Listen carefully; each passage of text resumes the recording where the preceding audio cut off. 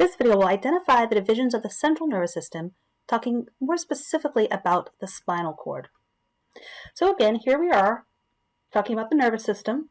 We had our two main divisions, the central nervous system and the peripheral nervous system. And now we're going to talk and focus on the central nervous system for the remainder of this module.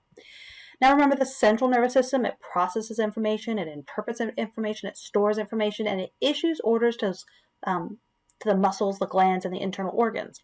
And it can be divided into the brain and the spinal cord. So we're going to talk a little bit now about the spinal cord, and then we'll come back and talk about the different divisions of the brain in later videos. So the spinal cord, a lot of times people think it's what you feel on your back, that bony structure. That's actually the spinal column, and that's very important because that spinal column protects the spinal cord, much like the skull protects the brain.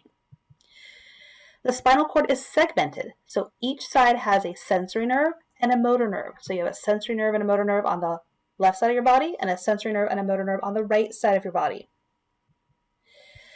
These are going to communicate with the sense organs and the muscles, except for those of the head. So we have the cranial nerves that take care of that. So here's showing you how, again, here's our spinal cord. And again, it's surrounded by that spinal column that protects it. And we have a right segment and a left segment. And each one you see has a sensory nerve and a motor nerve. Each side has a sensory nerve and a motor nerve. And we'll talk about this a little bit later as well, but here we see we have gray matter, and here we have white matter on the outside. So the gray matter is in the inside, central part of the spinal cord, and the white matter is on the outside. And if we think about it, what have we talked about in the nervous system that would make up a bunch of white fibers? What do we say surrounds those axons, that insulates it? The myelin sheath. Now that myelin, we also said, is a fatty substance, and fatty substances have that yellow to white appearance. And so that's when you see something called white matter in the central nervous system, you know that it's referring to bundles of myelinated axons. And this gray matter does not have a lot of myelinated axons, and it's mainly cell bodies and dendrites.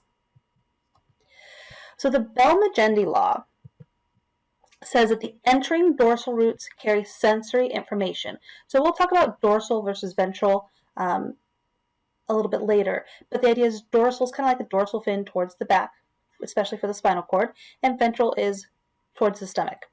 So this is the back side, and on this dorsal side, so this is, think about put your hand on your back, and that's the dorsal side of the spinal cord.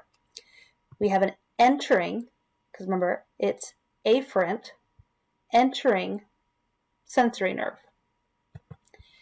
The exiting ventral roots, so here are the ventral roots, and they're exiting, carry motor information. So motor information goes out on the front side, on the ventral side of the spinal cord, and incoming sensory information comes in on the dorsal side.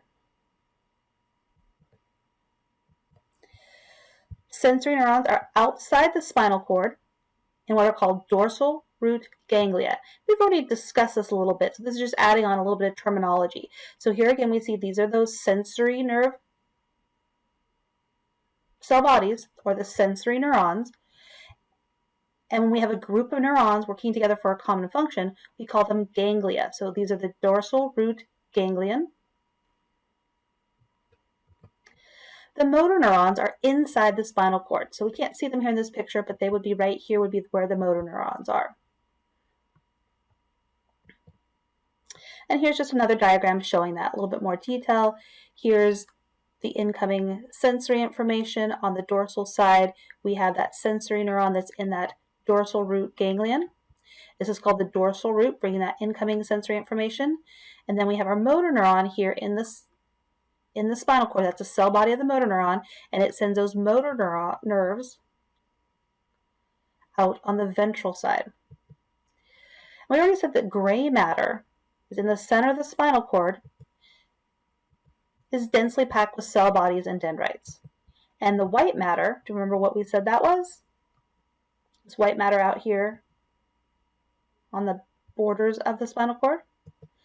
Mostly myelinated axons.